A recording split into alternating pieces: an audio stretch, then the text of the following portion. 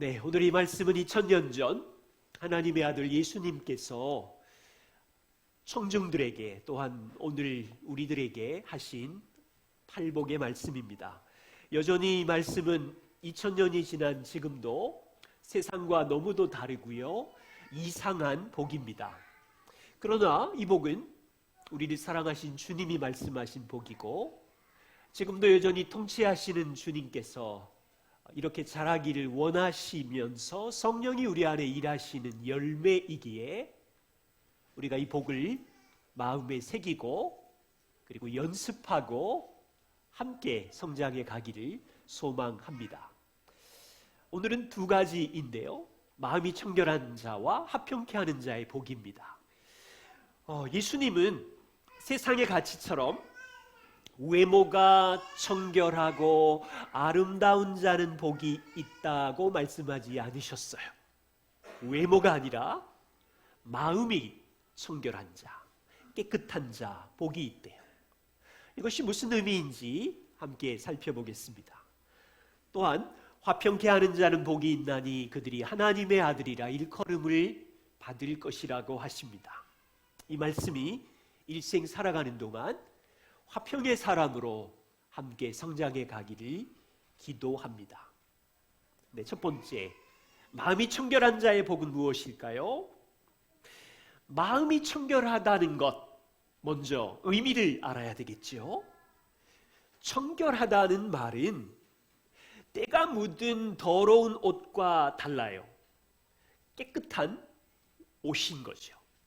찌꺼기가 없는 건강한 음식, 불순물이 없는 금 같은 청결을 이야기하는 거지요. 다시 말하면 청결하다는 말은 제약된 동기가 없이 혼합하고 섞여 있지 않는 마음을 말하는 겁니다. 여러분, 예수님께서 마음이 청결하다는 말씀은 구약에 있는 시편 24편을 인용하셨다고 보는데, 자, 시편 24편을 보시지요. 여호와의 산에 오를 자가 누구인가? 그의 거룩한 곳에 설 자가 누구인가? 구약의 성도들이 이렇게 고백합니다. 크신 하나님이 거하는 산에 누가 올라가서 그분의 얼굴을 구할 것인가? 여러분, 거룩하신 산, 그곳에 하나님이 계신 곳에 올라가면 어떤 사람이 그 올라가서 하나님의 얼굴을 볼 수 있을까요? 설명이 나오죠. 그 사람은 손이 깨끗하고, 여러분, 손은요 행동의 상징을 말합니다. 손으로 행하는 행위가 깨끗하다는 의미입니다. 그런데 그 사람의 마음이 청결하다고 합니다. 행동만이 깨끗한 게 아니라 마음도 더럽지 않습니다. 그 사람의 마음은 허탄한 데 두지 않아요. 그 마음이 헛되고 거짓된 우상에게로 쏠려가지 않습니다. 그 마음이 하나님이 아닌 다른 것을 쳐다보지 않고 거짓 맹세하지 않습니다. 자, 보이시나요? 구약 성도가 고백하는 청결은 마음 깊은 곳에서부터 시작되고 있고, 그 마음 깊은 곳에 있는 청결이 행동으로 깨끗하게 이어지고 있어요. 마음과 행동이 두 마음이 아니라 한결같은 한 마음입니다.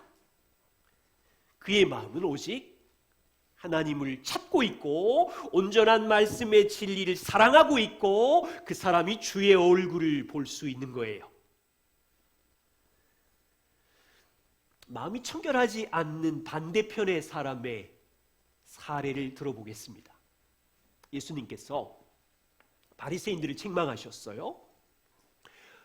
누가복음 10장 39절에 예수님의 말씀입니다. 너희 바리새인들은 지금 잔과 대접에 겉모양은 깨끗하지만 그 대접 속에는 탐욕과 악독이 가득하구나. 외식하는 서기관과 바리새인들이여, 너희는 해칠한 무덤 같은데 무덤의 겉모양은 잔디가 있고 깨끗하고 아름다워 보이지만 무덤 안에는 죽은 사람의 뼈와 냄새와 더러운 것이 가득하구나. 예수님께서 당시 종교 지도자들이 책망하신 이유는 겉과 속이 다른 두 마음을 가졌기 때문입니다. 사람들이 볼 때 그들은 아름다워요. 율법을 외우고요, 예배하고요, 금식하고요, 사회적인 지위가 있어서 사람의 박수를 받는데, 하나님의 아들이 그들의 마음속을 들여다보니 그들은 여전히 자기 이득을 따라서 탐욕과 속임과 악독이 가득해서 죽은 뼈들이 냄새나는 시궁창이라는 거예요. 여기 자녀 여러분, 한 학교 친구가 여러분에게 찾아와서 너 정말 예쁘다, 학교 짱이야, 얼짱이야 라고 말하는데, 여러분, 그 친구 속을 못 봤지요. 그 친구 마음속에는 너를 향해서 이 더러운 녀석, 내가 언젠가는 복수하고 말 거야, 그러면 두 마음인 거예요. 어떤 남자가요, 가정에서는 겉으로 여보 사랑해, 나는 항상 당신밖에 없어, 사랑을 막 남발하면서 온갖 봉사와 선물을 주면서 마음속에는 딴 여자로 가득 차 있어요. 바깥으로는 바람둥이에 두 마음, 시체 같은 썩은 마음. 여러분, 여기 기억할 게 있어요.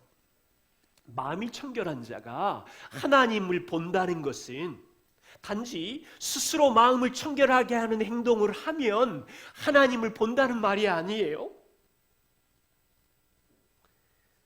우리는 누구입니까? 이미 이 말씀은 하나님의 아들을 믿고 제사함을 받고 정결하게 된 사람을 말하는 거예요. 자, 디도서 3장을 보시지요. 바울은 성도들을 향하여 이렇게 말합니다. 너희가 과거에는 어떤 모습이었니? 과거에 예수를 모를 때 너희는 어리석은 자였고 순종하지 아니하였고 속은 자였고 여러 가지 정욕과 행락에 종사하는 자였고 세상에서 악독과 투기를 일삼았던 가증스러운 자, 피차 미워하던 자가 아니냐? 보세요. 예수님을 모를 때 이들의 마음은 어떻습니까? 이들의 마음의 겉과 바깥의 행동은 어떻습니까? 그들의 마음 안에는 정욕과 탐욕, 악독과 미움, 더럽고 가증스러워요. 그러자 그 안에 있는 게 바깥으로 쏟아져서 행동은 불순종하고 속이고 쾌락을 쫓고. 예수를 몰랐던 과거의 이 사람의 마음은 겉과 속이 더러운 사람, 겉과 속이 두 마음을 품은 자들로 살았대요. 그런데 디도서 3장 4절에 바울은 성도들에게 너희는 이제 누구냐? 어떤 사람이 되었느냐? 새 사람이 되지 않았느냐? 어떻게 새 사람이 되었느냐? 설명합니다. 우리 구주 하나님의 자비와 그분이 사람 사랑하셨기에 우리를 구원하시되 우리가 새 사람이 되었는데 너희가 뭔 일을 해서 새 사람이 된 게 아니라 우리가 행한 바 의로운 행위로 새 사람이 된 것이 아니라 오직 하나님 편에서 그의 긍휼하심을 따라서 새 사람이 되었는데 그냥 말로 퉁쳐서 새 사람이 된 게 아니라 그리스도의 보혈의 피로 중생의 씻음으로 새 사람이 되었으며 그냥 새 사람이 된 게 아니라 너희 안에 성령이 있어서 성령이 풍성히 임재하셔서 새 사람이 되었습니다. 그분의 은혜로 말미암아 하나님 앞에 의로운 사람이 되었으며 이제는 이 땅이 소망이 아니라 영원한 소망을 따라 상속자의 약속을 받은 새 사람이 되었으니 보이시나요? 그리스도인들은 자기가 쌓은 선행이나 힘이나 스펙을 쌓아서 마음이 청결해진 자가 아니라고요. 하나님이 자기 아들을 통하여 이루신 모든 일로 그분의 우리 보혈의 능력 찬양했잖아요. 그 보혈의 피로 씻음을 받은 자고, 마음이 정결하게 은혜를 입은 자고, 성령이 우리 안에 풍성히 부어져서 의롭게 된 자고, 그 사람은 이제 날마다 마음의 거룩함, 마음의 정결함을 추구하고 싶은 소원이 생긴다고요. 물론 여전히 저와 우리 안에 죄의 본성이 있어서 때로는 분노하기도 하고 때로는 감정에 휩쓸리기도 하지만, 그래서 어리석은 행동을 하기도 하지만, 우리는 이미 그리스도로 인하여 죄의 씻음을 받은 정결케 된 자이기 때문에 청결하게 살려고 몸부림친다고요. 깨끗하게 거룩하게 살려고 사모한다고요. 이거 아셔야 돼요. 과거에 겉과 속이 다른 것과 전혀 다른 새 사람이 되었구나. 우리는 씻음을 받았고 의롭게 되었고, 자주 넘어지지만 악하고 더러운 죄를 혐오하고 싫어하고 청결, 주님을 닮기를 원하는 마음이 있구나. 우리 안에 세상이 추구하는 허탄한 우상을 버리고 두 마음이 아니라 오직 한 가지 마음, 하나님을 찾으려고 하고 하나님의 말씀의 뜻대로 살기를 원하려고 하고 하나님의 얼굴을 구하며 교제하고 싶은 마음이 일어나는 거예요.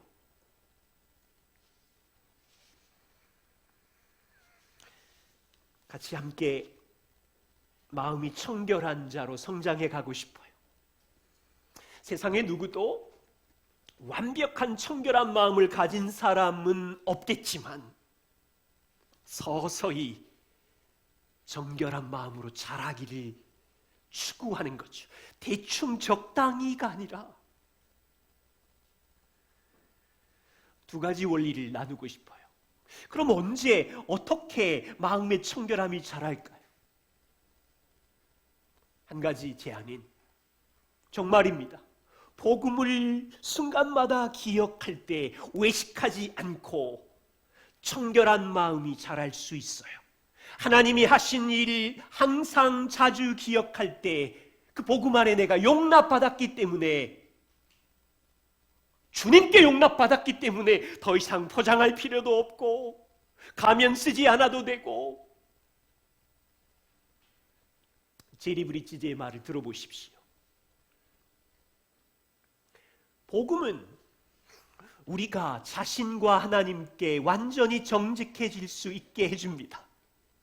복음은 자신에게도 정직하고 하나님께도 정직하고, 하나님께서 그리스도 예수를 통해 우리 죄를 완전히 용서해 주셨다는 확신이 있으면 더 이상 자신을 방어할 게임을 할 필요가 없습니다. 더 이상 자신의 죄를 합리화하거나 변명할 필요가 없습니다. 왜요? 다 받아들여졌는데. 때로는 우리가 약간 과장해서 말했어 라고 말하지 않고 솔직하게 거짓말했다고 말할 수 있는 거예요. 우리는 자신에게 있는 감정적인 고통이 있으면 탓을 찾지요. 상황 탓, 부모 탓, 누구 탓.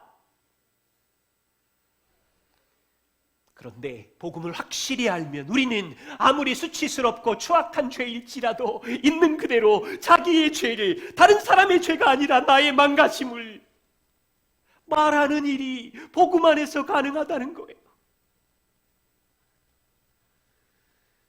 저는 그래서 주님의 은혜교회 공동체를 좋아해요. 세상 보세요. 세상의 친구관계 보세요. 자기가 쌓은 것을 자랑하고 무시받지 않으려고 적당히 가면 쓰고 사람을 만나는 모임들이 곳곳에 있지만, 우리 안에 복음이 풍성히 거하자 우리는 이제 그럴 필요가 없어요. 마음이 정결한 공동체로 자라고 있어요. 물론 각 사람에게 시간이 필요하지요. 맞서니까 괜찮아요. 시간을 가지세요. 누구도 우리에게 마음을 열고 다 얘기해라고 말하지 않아요. 성령께서 우리에게 마음의 은혜를 주시면 천천히 주님이 나를 용납해 주셨듯이 서로를 용납해 준다는 신뢰가 쌓이면 용납한 진실한 공동체로 자랄 수 있는 거예요. 두 번째는요, 말씀과 기도로 마음이 정결해집니다. 디모데전서 4장 5절에 하나님의 말씀과 기도로 거룩하여집니다. 여러분, 왜인가요? 아침에 눈을 떠보세요. 눈을 뜨자마자 우리의 손이 스마트폰으로, 유튜브로, 뉴스로 달려가게 되면 우리 마음이 흔들거리지요.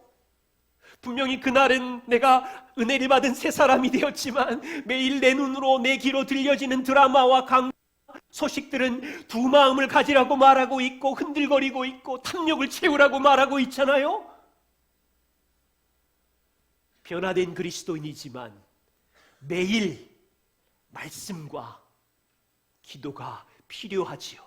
날마다 밀려오는 문화와 가치관을 말씀으로 분별할 수 있는 힘이 있어야 되겠기에. 그래서 부탁이 있어요. 저와 우리의 삶에 매일 말씀과 기도와 최근에 있는 가정 예배가 해치워야 되는 습관이 아니라, 누구에게 잘 보이기를 원하는 습관이 아니라 내 마음에 진정한 양식이 된다면 계속해서 마음이 정결해지고 거룩하게 자랄 거예요. 두 번째입니다. 화평하게 하는 자는 복이 있다는 의미는 무엇일까요?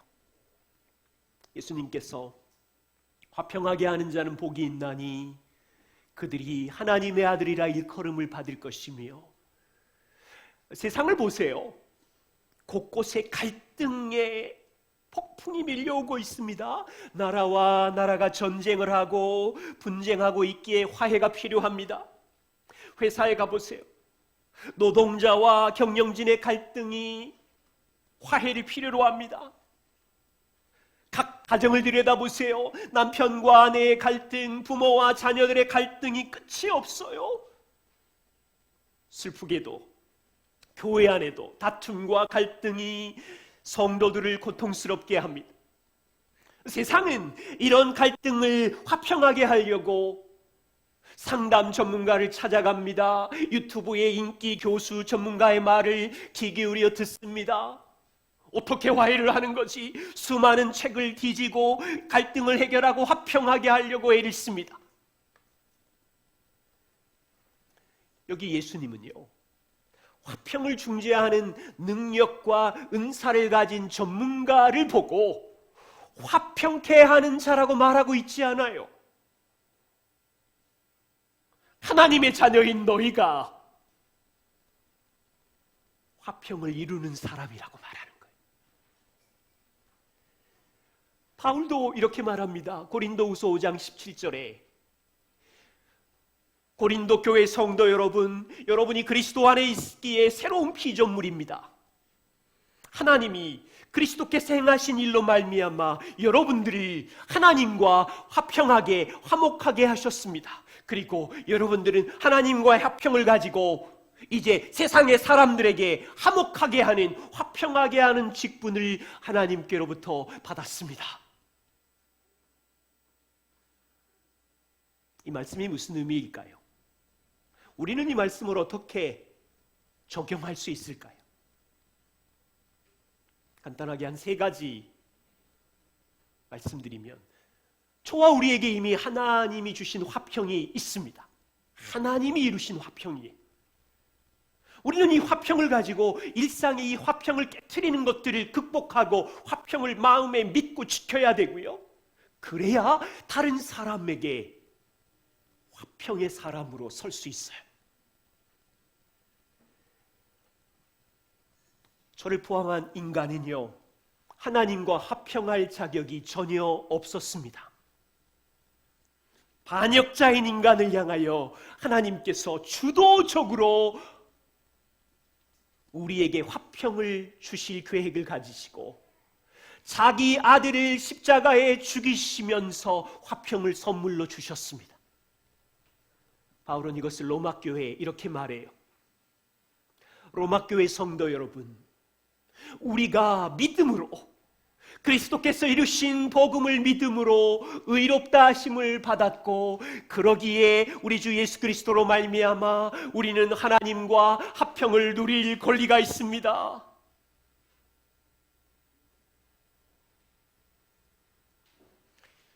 하나님이 아들 예수 그리스도의 행하신 일을 믿는 자에게 의롭게 됨을 주셨고 하나님과 화평을 누리는 자녀로 불러주셨기에 바울은 저는 지금 여러분을 향하여 우리 안에 하나님의 화평이 이미 있기에 우리는 화평을 누릴 권리, 화평을 누릴 기쁨을 선물로 가진 거예요. 특별한 족속이죠. 자, 질문입니다. 여러분, 도시 사람들, 세상 사람들은 땅에서 어떻게 화평을 추구합니까? 잘 살펴보십시오. 자기 힘과 성취로 자기가 세운 것으로 화평과 평화를 유지하려고 애를 쓰고 있지 않아요? 배우자가 좀 부족하면 가정의 화평을 위하여 한 사람이 참고 인내하고 화평을 지킵니다. 자녀를 위해서 새벽부터 밤까지 험한 일 땀을 흘리고요. 사람들에게 손가락질 받는 기분 나쁜 일이 있어도 자녀를 위하여 참으면서 평화와 화평을 지켜갑니다. 때로는 대박날 일이 생기면 다른 사람과 일부러 화평을 깨트리고 배신하면서 가정의 화평을, 평안을, 부유함을 지키려고 하지요. 이것이 내게 이득이 된다고 생각하면 상대방을 거짓말로 속여서라도 평안을, 화평을 가지고 오려고 하지요. 그런데 어때요? 좋든 나쁘든 내가 악착같이 내가 쌓은 성취가 주는 평안은 늘 실망이지요. 잠깐만 좋지. 우리는요, 세상 사람들과 다른 화평을 가졌어요. 우리가 행한 쌓은 걸로 화평을 누리는 자들이 아니라 하나님께서 아들 예수 그리스도의 행하신 이 일을 믿음으로 하나님의 화평이 선물로 가지고 있는 자들이에요. 세상 사람들은 이 하나님의 화평을 거절했어요. 싫어했어요. 그래서 자기가 행위로 쌓아낸 화평과 평안을 누리려고 말하고 있지만 우리는 이미 하나님이 하신 일로 하나님의 화평을 선물로 받은 자들이.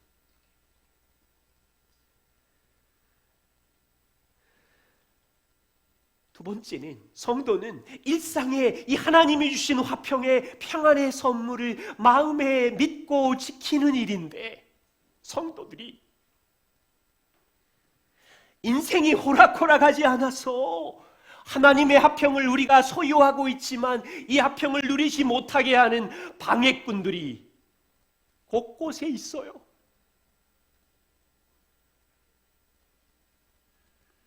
일상의 사소한 어려움들이 밀려오면 우리의 힘으로 해결하려다가 염려하고 화평을 깨트리죠. 예수님께서 십자가에 올라가시기 전에 이렇게 말씀하셨어요. 요한복음 16장 33절. 돌아가시기 전 그분의 말씀을 들어보십시오.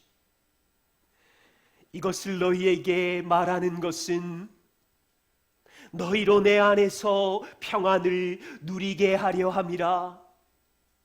내가 떠나가지만 세상에서 너희가 환난을 당하겠지만 담대해라. 내가 세상을 이기었노라. 예수님은 마지막 순간에 남겨진 제자들에게 세상에서 너희가 환난을 당할 것이라고 말씀하셨어요. 때로는 병에 걸리기도 하고 때로는 자동차 사고를 당하기도 하고 많은 환난과 상황들로 인하여 평안을 빼앗길 위험이 세상 곳곳에 있다고 말씀하셨어요. 그런데 예수님의 약속은 세상에서 환난을 당하지만 내가 세상을 이겼다. 너희도 이길 것이다. 우리가 어떻게 세상을 이깁니까? 예수님은 십자가에 우리 대신 죽으시고 부활하셔서 왕이 되셨지요. 왕이신 주님이 우리를 대신하여 죽으실 뿐 아니라 무덤에 계신 게 아니라 부활하셔서 보좌에 올라가시고 우리를 다스리시지요. 만물을 다스리시지요. 땅에서 우리들이 세상에서 환난을 당하고 있지만 만물을 통치하시는 왕이 환난 속을 들어가는 자녀들의 삶을 보호하시고 통치하시기 때문에 세상을 이긴다는 약속을 주신 거죠. 예수님 말씀 마태복음 29장 기억하세요? 참새 2마리가 누구에게 팔리는 것도 하나님께서 허락하지 않으면 그 하나도 땅에 떨어지지 않을 거야. 30절에 너희에게는 머리털까지 다 세는 분이셔. 여러분, 우리 중에 머리털 다 세는 사람이 있어요. 예수님의 말은 너희의 인생에 이렇게 작고 사소한 일도 하나님의 통치하시는 주권 밖에서 일어나는 일은 없기 때문에 31절 자녀들아 두려워하지 말아라. 너희는 참새보다 귀하지 아니하냐.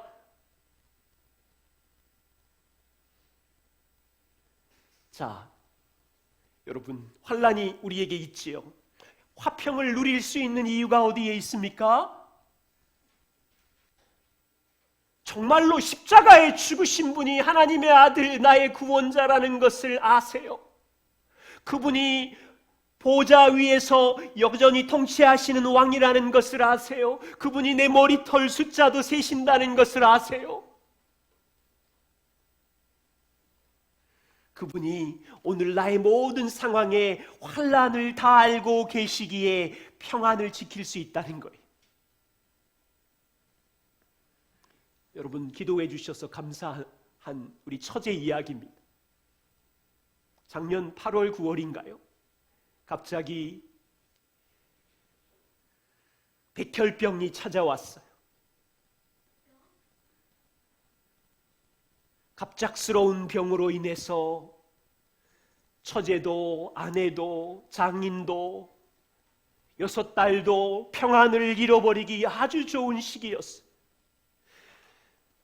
백혈병이라는 환난을 당하자 먹구름이 온 가정 안에 찾아왔어요. 예수님 말씀하셨죠. 세상에서는 너희가 갑작스러운 환난을 당하나 너희는, 처제는, 이 가정은 참새보다 더 귀하니 모든 상황을 하나님이 아시니 처제를 위하여, 이 가정을 위하여 죽으신 분이 하나님이시니 그분이 주인이시고 통치하실 것이고, 몇 주 전에 저희 가정에 일주일이 있는 동안 백혈병 1년을 회복한 생일 파티, 백혈병 환자들의 돌잔치를 했어요. 다 회복된 건 아니지만 3년, 5년 지켜보며 투병 생활을 여전히 해야 되겠지만, 환난을 당하였지만 주님이 여전히 이 폭풍 안의 주인이시고, 그 시간 속에서 처제와 온 가정의 믿음이 주께로 향하게 되었고, 하나님이 어떤 다스리는 자인지 알게 되었고, 화평을 빼앗기지 않고 여기까지 온 거죠.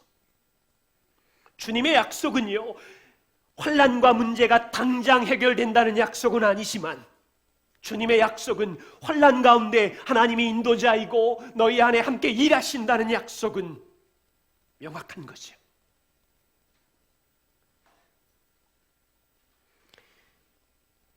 성도 여러분, 이 하나님의 화평을 마음에 지키고 있어야, 이 마음의 화평을 경험해야, 허상의 화평이 아니라 내 안에 실제의 화평이 되어야 다른 사람에게 자신 있게 내 안에 있는 하나님의 화평을 나눌 수가 있는 거예요.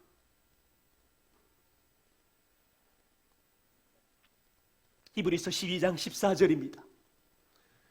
모든 사람으로 더불어 화평함과 거룩함을 따르십시오. 로마서 12장 18절입니다. 할 수 있거든 너희로서는 모든 사람과 더불어 화목하십시오. 참 어렵지요. 모든 사람. 여기 따르라는 이 말은요, 굉장히 강력한 뜻이 있습니다. 다른 사람과 갈등이 있을 때 화평을 위해서라면 온갖 방법을 다 동원해서 노력하라는 말입니다. 갈등이 있는 사람이 자녀라면 부모로서 자존심이 엄청 상하겠지만 부모인 여러분 안에 하나님의 화평이 이미 존재하고 있으니 자녀와 함께 화평의 노력을 매일 힘쓰라는 말입니다. 갈등이 있는 사람이 배우자라면 이미 배우자와의 관계 속에서 마음이 상하고 낙심하고 포기하고 싶겠지만 내 안에 하나님의 화평이 있지요. 화평의 노력을 하라고 말하는 겁니다.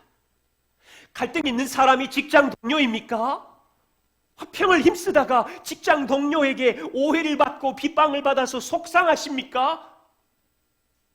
내 안에 하나님의 화평이 있기에 손을 내미는 일을 힘쓰라는 겁니다. 그리스도인은요, 화평하게 하는 일이 해도 되고 안 되는 선택사항이 아니라 성령의 은혜를 따라서 순종해야 되는 특권입니다. 우리 안에 걸리는 게 있어요. 할 수 있거든 모든 사람과 더불어 화목하라고 할 때 참 어렵지요. 상처 주는 말이나 행동을 한 사람을 어떻게 화평으로 힘쓸 수 있지? 여기에 우리의 고통이 있는 것 같아요. 초대교회에서도 부당하게 억울한 고통을 가진 성도가 베드로 목사님을 찾아왔습니다. 베드로전서 2장 18절입니다. 이렇게 말해요. 사한들아, 범사에 두려워함으로 주인에게 순종하되 선하고 관용하는 자들에게만 아니라 까다로운 주인에게도 그렇게 해라. 베드로가 여기 사환들아라고 말한 것을 보니까 교회 성도들 안에 월요일부터 금요일까지 노예라는 직업으로 사는 사람이 있었던 모양입니다. 그 사람이 있는 직장은 어떤 주인은 선하고 인격이 훌륭한 주인이지만 어떤 주인은 까다롭고 난폭한 주인이 있었어요. 2000년 전 노예라는 직업인은 소모품처럼 고소를 할 수도 없고 법에다 신고를 할 수도 없고 아마 베드로가 섬기는 교회에 와서 주인의 행포가 억울해요 하소연을 했던 모양입니다. 얼마나 억울하겠어요. 베드로 목사님은 그 성도에게 너희가 선한 주인에게만 순종하는 것이 아니라 선한 주인에게 순종하는 건 불교인도 하고 세상 사람도 하겠죠. 까다로운 주인에게도 너가 소모품 취급받더라도 참고 순종하며 선한 일을 해라. 베드로의 공감 능력은 빵점인 것 같아요. 이게 용납하고 받아들여줘야 되는데 베드로는 20절에 이렇게 말합니다.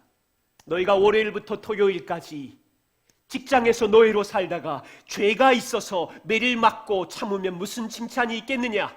네 잘못으로 매를 맞았다면 네 책임이 아니냐? 당연한 거다. 19절에 말하기를 그런데 너는 열심히 했는데 부당하게 고난을 받았느냐?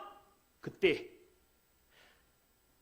너는 그리스도인이 아니냐? 하늘의 통치자는 하나님이신데 그 순간 하나님을 생각함으로 슬픔을 참으면 이는 아름다운 것이니라. 20절에 부당하지만 고난을 참고 선을 행하고 순종을 할 수 있다면 너의 삶을 지켜보시는 하나님 앞에 아름다운 일을 하는 것이다. 참 어렵습니다. 저와 우리는 화평의 사람으로 세워진 자녀인데 월요일부터 토요일까지 직장이든 가정이든 상처 주는 말, 부당한 일을 당할 때 아름다운 삶을 살고 싶습니까? 아니면 베드로 목사님 너무 심해요. 내 마음을 그렇게 몰라주세요. 제가 몇 번 참았는데요. 같이 싸우고 땅의 방식대로 고소하고. 베드로 목사님이 놀라운 고백을 합니다. 21절에 이를 위하여 너희가 부르심을 받았나니. 억울한 일을 당하는 성도들에게 고난 가운데 견디는 부르심을 받았대요. 그 직장에서 화평의 부르심을 받았대요. 그리고 베드로는 친절하게 그리스도께서 하신 일로 달려갑니다. 30년 전에 베드로의 목격담으로 달려갑니다. 예수님이 어떻게 억울하고 부당한 일을 당할 때 어떻게 하셨는지로 달려갑니다. 22절과 24절을 보십시오. 성도들에게 예수님이야말로 죄가 없으셨는데 세상에서 가장 부당한 일, 가장 억울한 일을 당한 분인데 하나님의 아들 예수님이 십자가에 끌려가셨고 군중들의 인격적인 모독과 침뱉음을 당했으며 그는 죄를 범하지 않으셨고 십자가 위에서도 그 입이 거짓이 없으셨고 군중들에게 욕을 받되 맞대어서 그들에게 욕하지 아니하셨고 군중들로부터 고난을 당하시되 맞대어서 위협하지 않았고 복수하지 않았으니 왜 이렇게 하셨죠? 왜 이렇게 하셨죠? 우리를 하나님과 화평하게 하려고, 우리를 하나님과 화평하게 하려고. 저는 이 말씀이 이렇게 들려요. 베드로가 이렇게 설교했구나. 성도 여러분, 세상에서 억울한 일을 당하셨습니까? 그 억울한 상황에서 우리는 새로운 족속입니다. 하나님을 생각함으로 참는 족속입니다. 그 삶이 아름답습니다. 그때 우리는 그리스도를 생각해야 됩니다. 그가 여러분들을 하나님과 화평케 하려고 십자가에서 수치와 모욕을 참으셨습니다. 그래서 여러분들이 지금 화평을 누리고 있는 것입니다. 하나님의 화평을 가진 것입니다. 이제 당신은 화평의 부르심을 받았으니 땅에서 그리스도를 생각하며 참으십시오. 당신이야말로 그 가정의 화평의 사람이며 그 직장의 화평의 사람이며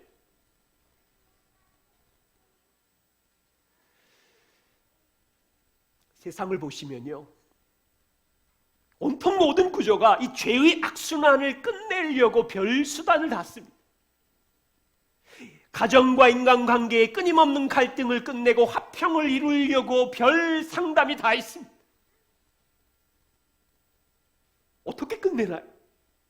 어떻게 화평을 가지고 올 수 있죠?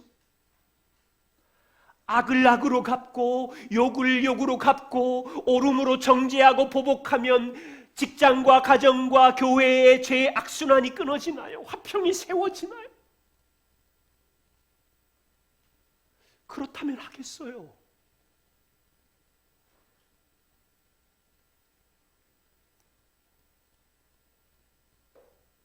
죄의 악순환을 끝낼 수 있는 사람은요, 하나님을 생각하는 사람, 그리스도를 생각하는 사람, 그리스도께서 하신 일로 우리가 어떠한 화평을 경험한 자인지를 아는 자만이 가정의, 직장의, 교회의, 세상의 화평을 이루는 자가 되는 거예요. 이 화평은 절대로 쉽게 오지 않아요.